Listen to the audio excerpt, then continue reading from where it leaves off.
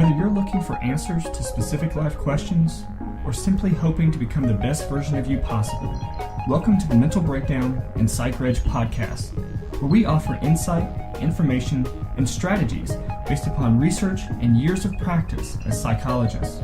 So sit back, have a listen, and get connected with our hosts, Dr. Berney and Dr. Richard Marshall.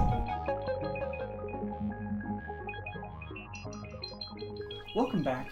Today is the day that we are going to talk about depression, the treatment of depression. Where the rubber meets the road. We have been leading up to this all week.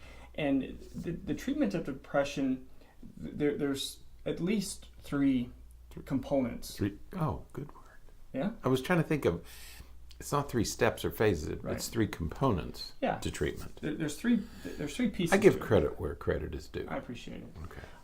Because you have, not that you have to, because, well, as we get into this a little bit, we're going to talk about the variability in treatment approaches across disciplines and, in different ways. Because it's... You going there?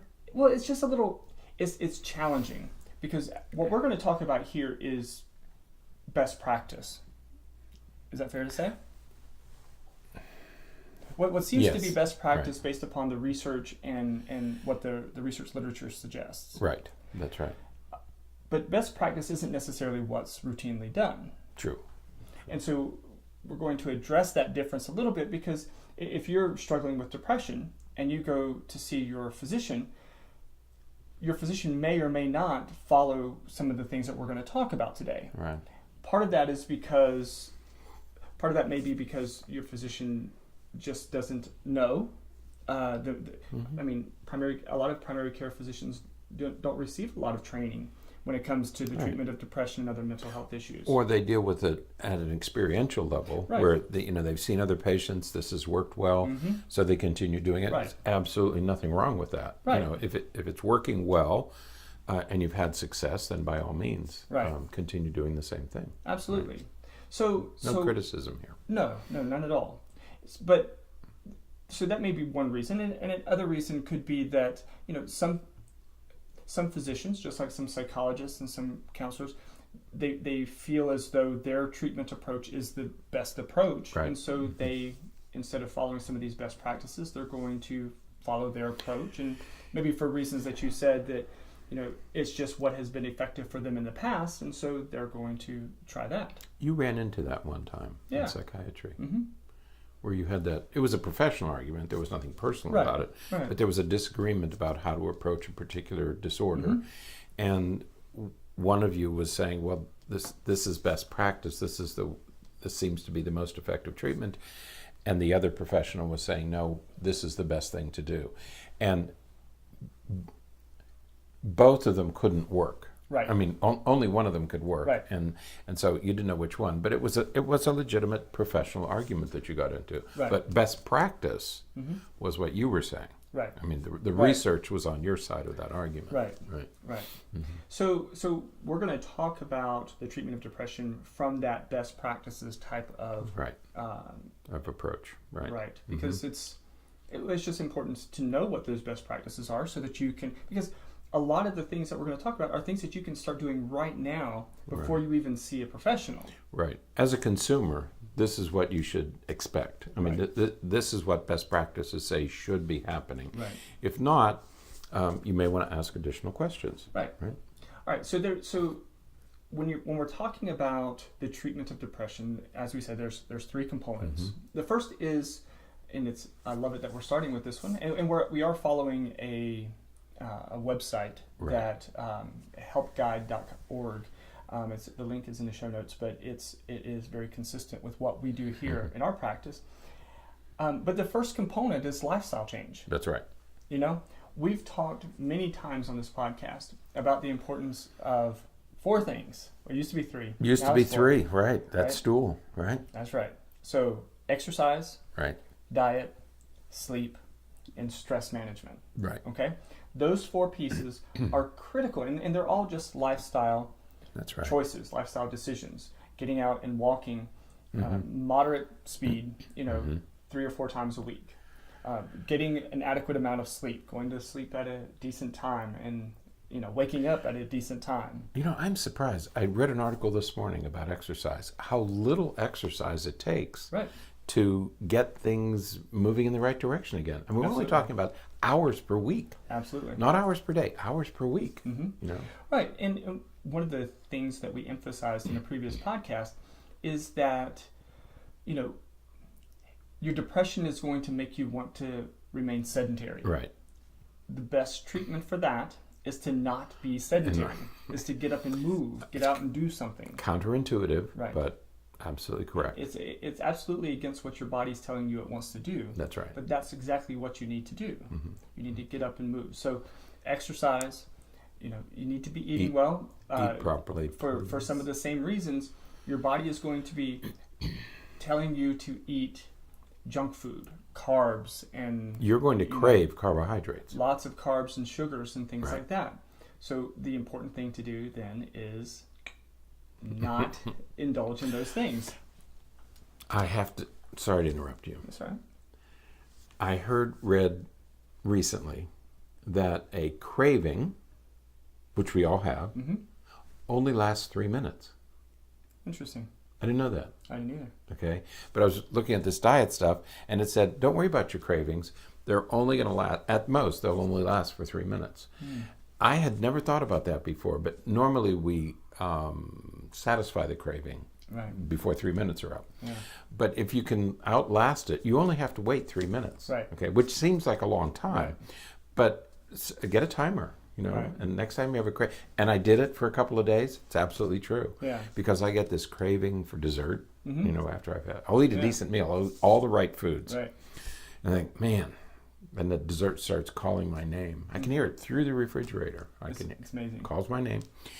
But if you wait 3 minutes, and it actually is less than 3 minutes, if you wait about 1.5 minutes or 2 minutes, it goes away. And that, of course, is different than, when you are working during the day and you're like, what, I'd really like to have pizza tonight. Yes. And then throughout the day you're thinking, I'd like to have pizza tonight. Right. That's a different kind of craving than what we're talking about here. This is that immediate indulgent type of, I need some sugar right now. I need it right now. Yeah. Right. And it's usually sugar, is what your body is craving. It's really genetically not craving that, but that's what it feels like, right? So, but when you get a little depressed, you are going to crave simple sugars, right? Because you want to energize yourself, okay? Right. And we know, our bodies know, that sugar is a quick energy source. Not a good energy source, but it's a quick energy source. That, and what a significant spike in your blood sugar levels do is it releases serotonin. And it releases serotonin. Which is, of course, the treatment for, if we're thinking about, we're going to skip down to the third component of medication. That's the purpose of, that's the goal of most medications, is to increase serotonin. So your body sort of knows that, and so it craves those things, because when you indulge in a lot of simple sugars, then you're going to have a good surge of serotonin. But I took us off topic a little bit there. But so the first one is movement. Right. Okay, you got to move. The second one is watch your cravings. Right. Eat a healthy diet and watch your cravings. Right. Somebody said one time, nobody eats 6 apples, but a lot of people can eat 6 donuts. Right. But watch your cravings. Yeah. Okay. And the third is sleep. You need to make sure that you're getting appropriate amounts of sleep. Right. And that means not too much and not too little. If you're in bed 12 to 15 to 8, if you don't want to get out of bed, could be a problem. It goes back to the movement thing. You got to get out of bed. So making sure that you're keeping your sleep schedule as routine as possible, and so that means getting up and setting an alarm, even if you still feel tired and fatigued and those kinds of things. Again, you got to get up and get moving. Right. And then that fourth piece is stress management. So you have to.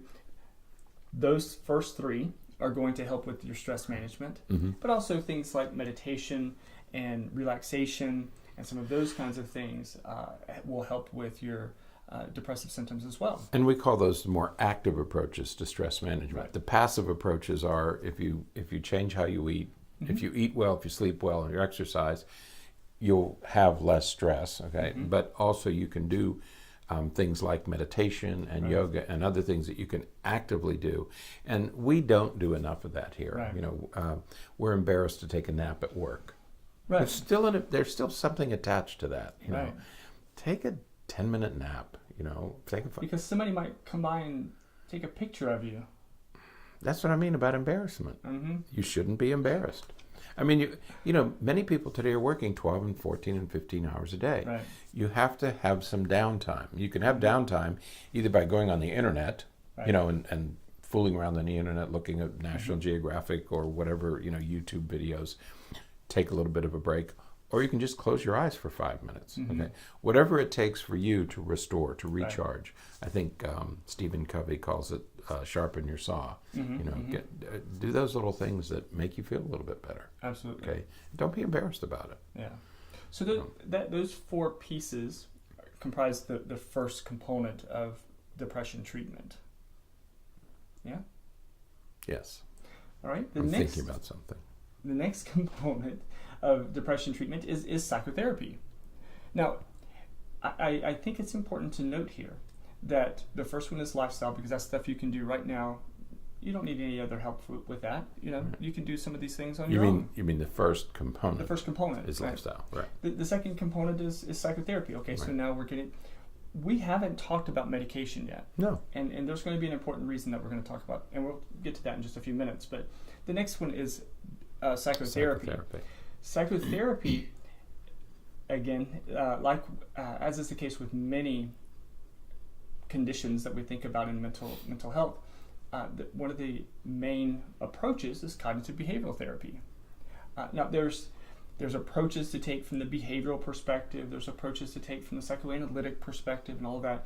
But probably the most accepted form of psychotherapy for depression is cognitive behavioral therapy. Right.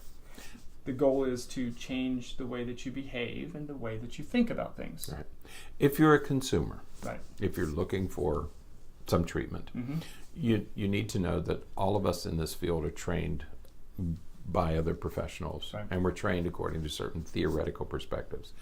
Some universities you go to will train you in behavioral techniques. Some will train you in cognitive techniques. Some will train you in psychoanalysis. Right. Okay, so each of us brings a theoretical perspective.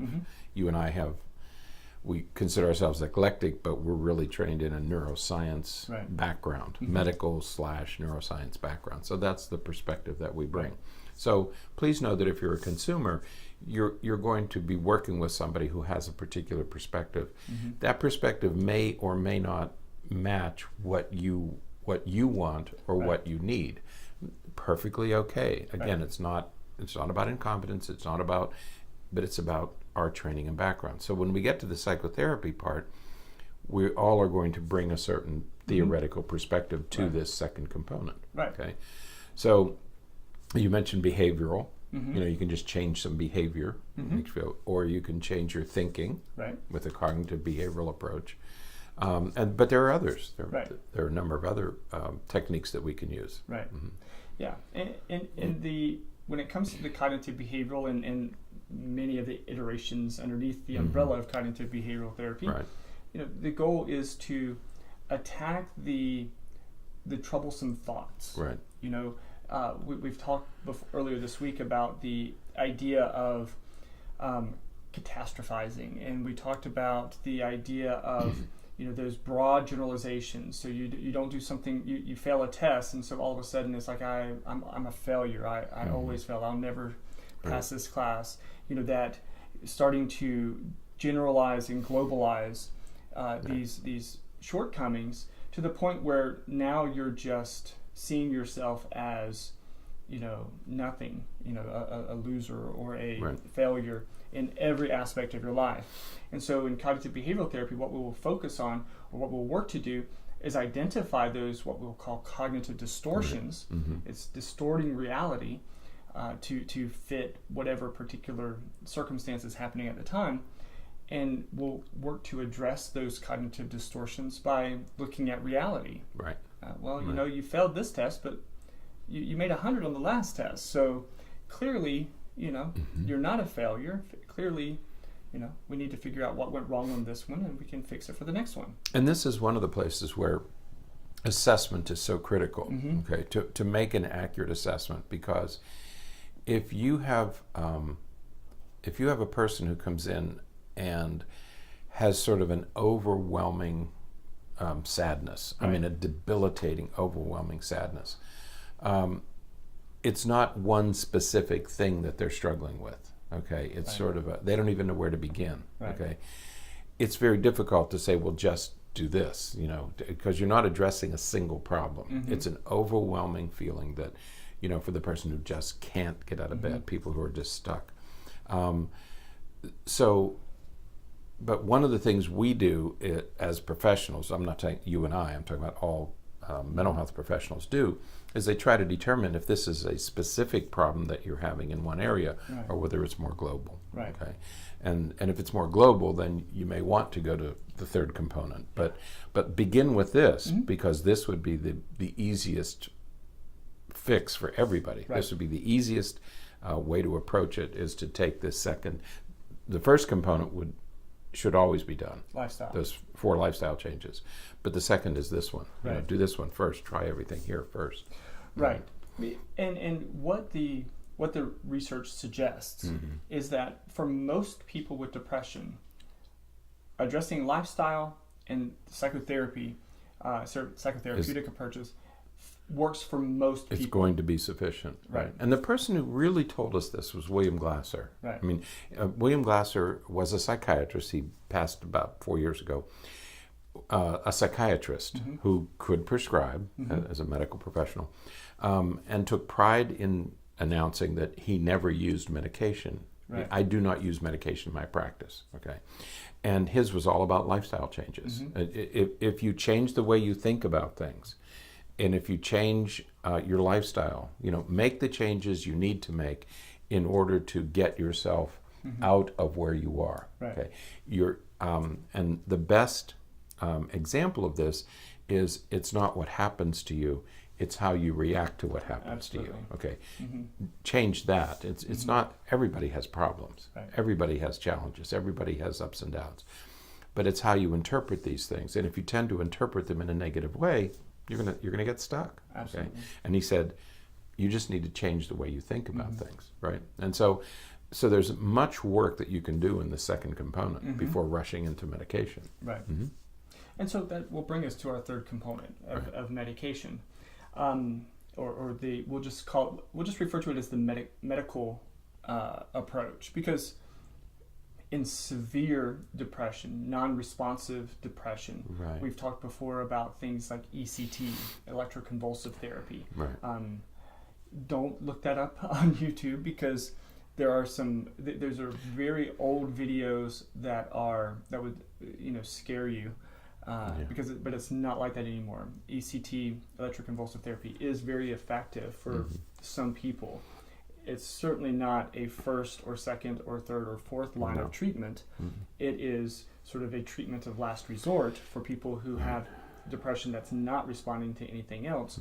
But that would fall within the broad class of medical treatments, as would transcranial magnetic stimulation, TMS. That's another sort of brain stimulation type of treatment that can be done on an outpatient basis. Right. ECT is done at the hospital. TMS can be done in a psychiatrist's office. And far less invasive. Right. Okay. And with pretty good results. But it's still an experimental. Right. Considered an experimental treatment. It's still for more severe cases. Right. But it's not a first line. Right. Treatment. Right. Now, when it comes to medication, we have this broad class of medications called antidepressant medications, and within that broad class, there are several subclasses. Some of the first ones to come out in the 1950s, and they were called tricyclic antidepressants, and they were pretty good at increasing serotonin. That was the main goal, but they were, if you read some of the early some of the papers written about it, they were just considered dirty. So they weren't real specific to the central nervous system, right. And so you would get lots of peripheral side effects. And that was the big problem with them. Right. And so they were used for a long time, but for a few decades. But well into the 80s, right. But we started to get better medications, and as we started getting better medications, the tricyclics were used less and less often. Right. And now there's just a few that are used, but they're mostly used really for their side effects than they are for anything else. Some are used because one of the side effects is sleepy. It makes you very, very tired. Another one is used because it sort of dries you up. It dehydrates you. So if you have a child who has problems wetting the bed, right. they may be given this a medication that falls within this category because it... in the old days, you knew that somebody was we knew that somebody was on an antidepressant because they would have dry mouth. Right. Okay, they referred to it as dry mouth. And so it was pretty clear that they were taking one of these tricyclic antidepressants. Yeah. Imipramine is one of the right. most common. But we also gave it to kids who would wet the bed, right? Dry them out a little bit. A second class that is actually really effective, but we just don't use it very often, are the MAOIs, monoamine oxidase inhibitors.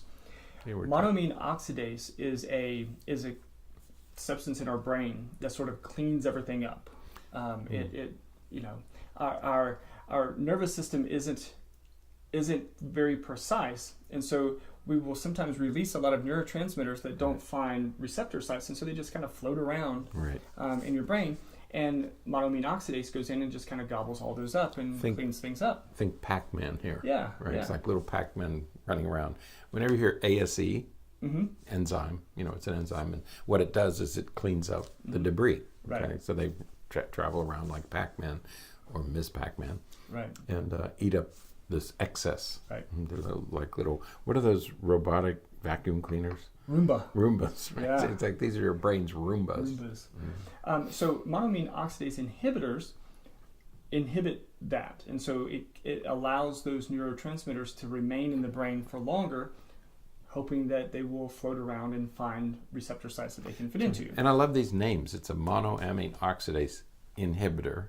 So it inhibits the enzyme that cleans it up, which means you're leaving it in the system longer to do its work. So it's an inhibitor that increases. Right. It inhibits this to increase that. Right. Now, the challenge with MAOIs, and they are notably much more commonly used in other countries. Right.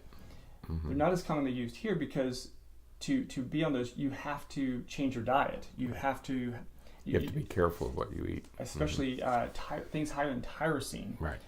It's not very good to do that because you could go into you could have some pretty serious medical side effects if you're consuming too much tyrosine while on MAOI, and so we don't really like when we have to change our diet all that much, and so we don't use it that much. Right. And there's some other very common aged meats and aged cheeses and things like that. Yeah, you can't eat all the things you like. Sausages and aged this and aged that, and chocolate is on that list, and sausages and nitrates and all that good stuff that you shouldn't eat anyway. That's right. But you do have to be careful. The problem with MAOs is that is the dietary restrictions that they do, because you can get into some trouble with these. And as we're on this topic very quickly, sometimes MAOIs are used by other professionals as well. Sometimes they're used by cardiologists and other internal medicine doctors for other conditions. And so you really have to be mindful, because MAOIs are contraindicated with almost every other psychiatric medication. Any other psychotropic medication. So if you're on an antidepressant, say an SSRI or a tricyclic, or if you're on ADHD medication or any of those others, you should not be also taking an MAOI. You can't take those at the same time, because it's going to really increase those neurotransmitters a lot, and then it's going to create some problems. That's right. You're leaving too much. You're taking one medication to increase it, and you're taking another one so that it increases even more. So you're going to get an exaggerated effect, exaggerated response. So be careful. Now, some of the newest medications are the SSRIs, the selective serotonin reuptake inhibitors. There are some now that are being even more refined to be SNRIs, so serotonin norepinephrine reuptake inhibitors. So they work on both serotonin and norepinephrine, which is really where some of the research is going. We kind of got into this serotonin kick accidentally back in the 1950s, and research now is really looking into some of the implications of the other neurotransmitters, especially norepinephrine. So, Prozac was one of the first, and so we had this huge response to the benefits of Prozac, and then we just got medication after medication after medication with Paxil and Zoloft and all these others that came thereafter, and then some of the newer ones, Effexor, and also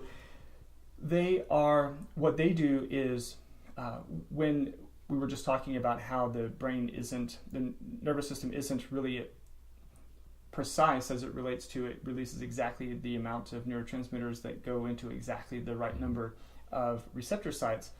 What will happen is the neuron will release the neurotransmitters until the concentration in the area is so great that some of those neurotransmitters are coming back to the neuron that's sending it out, and there's receptor sites there. Those are called reuptake receptor sites. And when some of those chemicals get into those receptor sites, it says, oh, you're releasing too much because now you're getting feedback.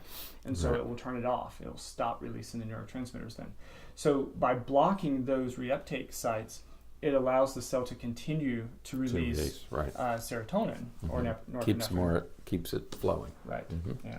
So there's your basic neurochemistry for the day. Yeah, there we go. But that's how the SSRIs increase serotonin, selective serotonin reuptake inhibitors. It inhibits the reuptake, requiring the cell to continue to release neurotransmitters. Right.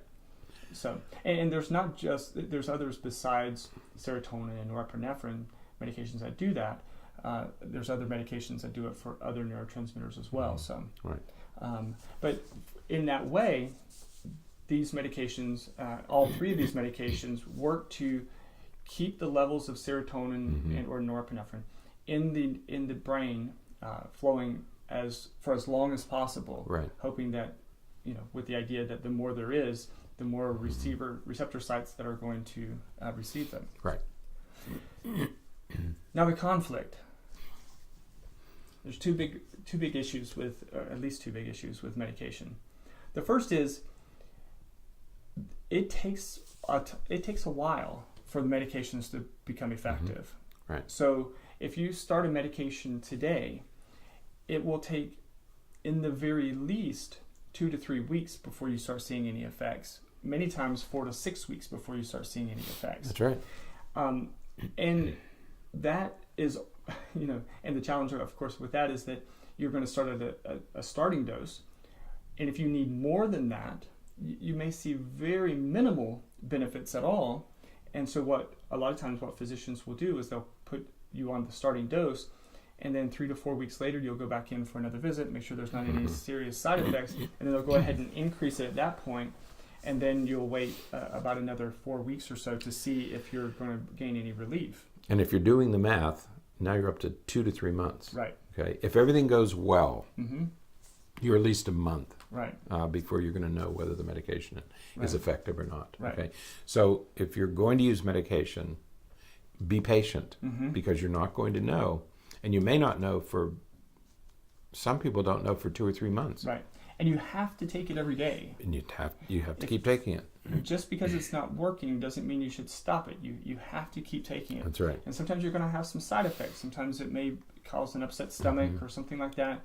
It may make you tired. Talk with your physician to adjust it. If the physician initially told you to take it in the morning, but it's making you really tired, he or she will likely tell you to switch and take it in the evening. Afternoon or evening. But you're going to make some of those adjustments.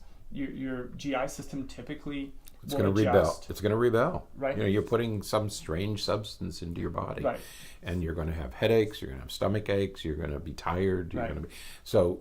You need to be aware that every medication, even aspirin, has side effects. Right. Okay, so you're probably going to suffer some side effects, but you have to sort of muscle through these weeks until you get the right medication in the right amount. But please be patient. Right. Yeah. because and your body will adjust to it. It just takes a little bit of time. Right, adjusts eventually. Right. This marvelous capacity to tolerate things. Now, the 2 to 3 months that it takes for the medication to really get going is about the amount of time that it takes to know if you're going to have any benefits from psychotherapy, the other changes, or the lifestyle changes. So this is why, when you're thinking about the 3 components of treatment, lifestyle and psychotherapy should come first. Because if you do that for a couple of months, by the time the medication would even kick in, you're probably the vast majority of people will already be seeing improvement. Yeah? Yes. And I always begin by considering lifestyle changes. Every once in a while, you will see a patient. No, I'm not sure that we even see as many as are out there. I think that a person who has a true chemical imbalance, those are usually caught fairly early by somebody else. Right. Okay, I think most often by the time people get to us, it really is a lifestyle change that probably is needed. That I hesitated even before saying this, but typically I find that it's usually a lifestyle change that will make the difference. Now, it may be necessary to use a combination, okay, that you made all the lifestyle, or you can't change your lifestyle. If you have 4 or 5 children, there's only so much you can do. If you're not going to, and you've decided, I'm not going to leave my children, then there are so many changes that are possible to make, you know. Or if you're married and you decide, I'm going to stay married, then there are only so many changes you can make. Okay, so there are some constraints about making lifestyle changes, but I think in the overwhelming number of cases, the first component, the lifestyle changes, and that's what Glasser argued, and others will argue that if you change these things about your life, you're going to get rid of these symptoms that you're having. Okay. But we all know plenty of people who are in jobs that they have to take medication just to tolerate their work schedule or to tolerate the job that they're in. What Glasser and others would say, change jobs. Okay. You're obviously doing something that your body doesn't want you to do, and the body knows. So I'm not sure that I would take medication just so I could stay in a relationship or stay in a job. You know, I think I'd consider changing the relationship with the job. But not everybody makes that decision. Absolutely. And you know, again, when it comes to the medication, many times people will go to medication because they want what they feel will be a quick fix. That's true. Again, it's just important to know that it's not a quick fix. It takes time. Now, you said earlier, a few minutes ago, you said there are 2, what do you call them, challenges, truths, untruths, myths?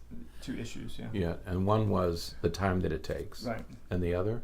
The other is that there's some research coming out, very interesting research coming out now, to suggest that many of these medications, antidepressant medications, aren't quite as effective as some of the research suggests. Some of the researchers were initially trying to say that they were. I was hoping that was the second one. Okay, because you're right. As we do more, remember when Prozac first came out? Were you? Yeah. You were probably a teenager. When Prozac first came out, people thought this is a miracle drug. Everybody should be taking Prozac. Well, they said that about Dilantin. You know, when Dilantin first came out, they said everybody should be taking Dilantin. Everybody shouldn't be taking Dilantin. But it seemed like a miracle drug, like it was going to fix everything. And we started to dispense Prozac for all sorts of things. And then we discovered that, slow down a little bit. Maybe everybody shouldn't be taking it. Because the medications are not as effective. Let me put it this way.